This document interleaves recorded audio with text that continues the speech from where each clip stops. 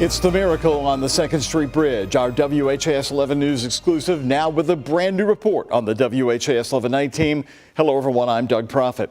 The driver of the semi that miraculously stopped short of plunging into the Ohio River on March 1st is talking for the first time and only to WHAS 11. It's been 3 months, and now the driver of a pickup truck is charged with causing the crash. In my exclusive interview right here tonight with Sydney Thomas, overlooking the bridge, she has a message for that driver that many of you will find surprising. We're here. You told me you actually can look at it. Yeah. Sydney Thomas and I walked along the Louisville waterfront. This is the first time since Friday, March 1st, that the 26-year-old Cisco employee has been this close to where she stared down death. The miracle on the 2nd Street Bridge. I don't think I'm ever going to drive on March 1st again if I can help it. Even off that date? Nope. Yeah, I got to be off March 1st. But her recovery from the traumatic crash that left her hanging right over the side of the bridge in her semi for 40 minutes is now well underway. I try not to go back to that day too often in a negative way. You know, I try to look at it as I'm still here, you know, so I try to keep the bad part of it out of my mind. Police say the crash was caused by 33-year-old Trevor Branham of Jeffersonville, driving his pickup truck recklessly, weaving in and out of traffic, crossing right into the northbound lane and slamming into her semi, sending Sydney through the railing where the semi miraculously held on. When I felt myself going over, I was like, I couldn't try to stop it or nothing. It was just, and then I'm just veering off to the left. When I was looking down, I was praying, but I was also like, if this truck falls, I'm gonna have to jump out, because if not, the Ohio River is 128 feet deep in Louisville. I looked it up. I was like, if I don't, I'm gonna be at the bottom of the river, because that truck was full. Now, for the first time, she talks about Branham, the man charged. Her comments may be surprising to you. I'm gonna pray for him. Are you gonna forgive him? I already have. I can't hold no hate in my heart towards, we all make mistakes. We all make mistakes, and me holding a grudge or being angry for the rest of my life at him is not going to do nothing for me. Sydney, that's remarkable. You almost went into the Ohio River and lost your life. Mm-hmm. Your truck lost power because you said when he hit you. Mm-hmm. And you can forgive him? I have to. I have to. But the charges are appropriate. Yes. Not long after the crash, attorneys asked her to view the Cisco dash camera video that recorded everything inside and outside of her truck, from the crash to going over the railing. It became nearly a setback for her and her recovery. That was hard. It was hard. Not so much the impact, but the end, before it cut out when I was screaming. That was hard to watch. While stranded in those harrowing minutes, she kept her son, 5-year-old Mason, in mind. He's nonverbal and the focus of her life. So imagine if I wouldn't have recognized that when I did, and he wouldn't be getting the treatment that he's getting now. And I was just like, you know, it was really hard for me to think about, like, leaving him behind on earth. And then her rock to recovery. How did his strength get you through March 1st? I've always been a daddy's girl. Her dad, Mark, he's been a semi-driver for 18 years. That was nothing but God displaying himself to me.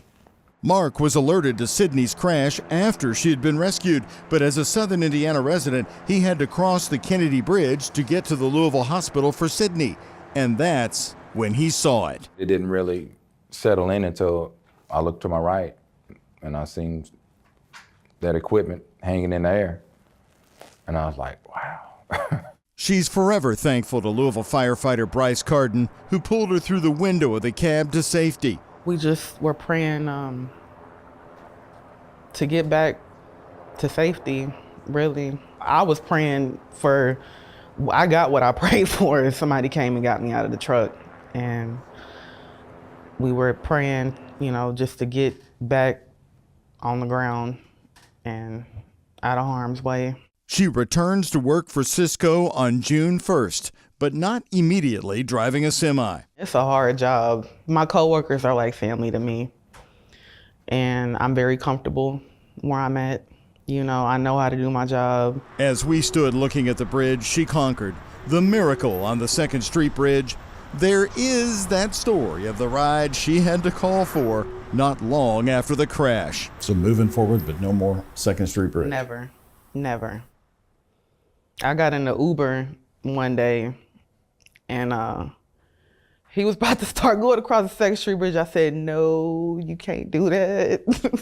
Did you tell him why? Yes. What did he say? He was like, that was you? And I'm like, yes. Can you please go across the toll bridge?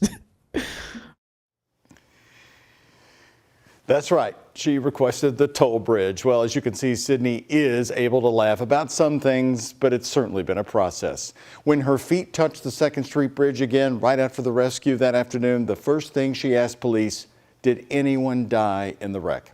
She told me that she has driven across other Louisville bridges, but for the rest of her life, as you heard, she will skip the 2nd Street Bridge. Like a lot of us, you probably said to yourself, could I have stayed so calm? And how did she do it? She explains in our full interview and our story from 6 p.m. where she describes the rescue. All are posted on the WHAS11 YouTube page. Now, moving on to more local news here tonight on the night team. In fact, happening tonight, a man is dead after a shooting at Petersburg Park. That's in the Newburgh neighborhood. Police responded to the park on East Indian Trail just before 9 tonight. When officers arrived, they found the man with a gunshot wound. He died at the scene. Anyone with information that can help detectives is urged to call the anonymous tip line at 574 LMPD. Also new here tonight at 11, Jeffersonville Mayor Mike Moore is urging the council to pass pay raises for the Jeffersonville police officers. The longtime Republican mayor wants to raise salaries by at least $6,000, bringing starting officer pay up to $66,000 a year. Moore also wants to update schedules to be 5 days on and 4 days off for Jeffersonville police officers. Mayor Moore told us today he's proposing the changes to remain competitive. We don't want average.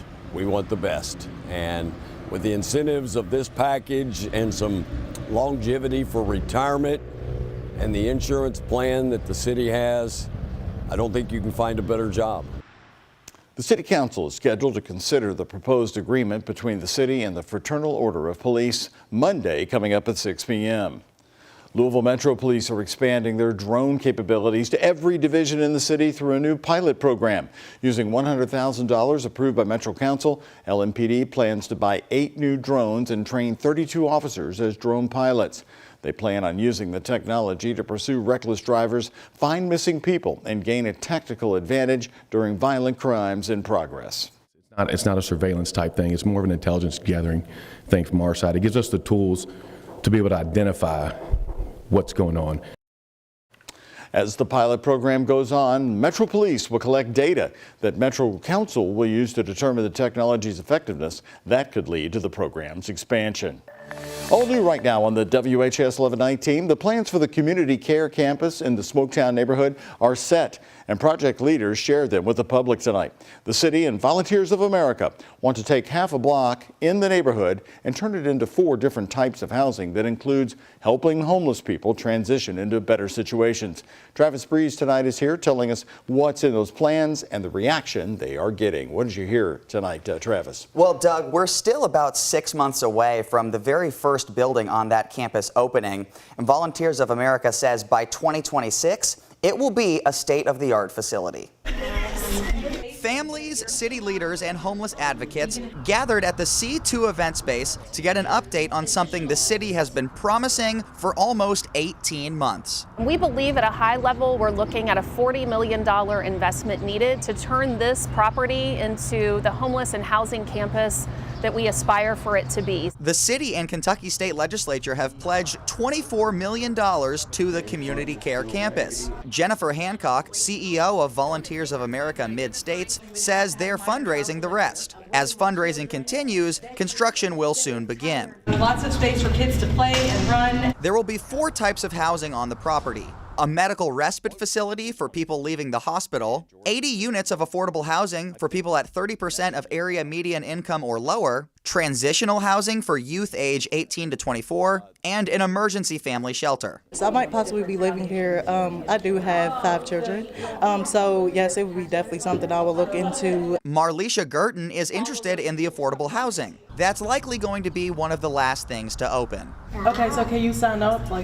Not yet, but you will be able to. So The only firm plans are to get people in the emergency family shelter by the holidays. Pony Morris with Vocal KY suggested opening up the C2 event space, which will be VOA's new headquarters, into some kind of shelter now. I think that it's great for women and children and this, but it's nothing of the immediate need.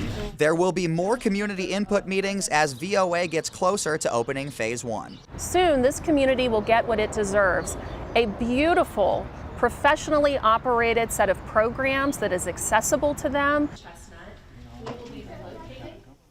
When VOA was chosen to lead this project in December, it promised that 85% of people who exit the campus will go into permanent affordable housing. In the studio, Travis Breeze for the WHAS11 Night Team on your side.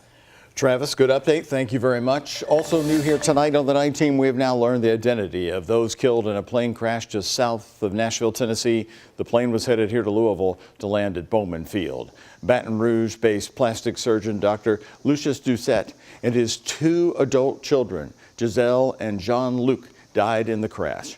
LSU says the 2 were set to graduate from that university tomorrow. The National Transportation Safety Board is handling the crash investigation.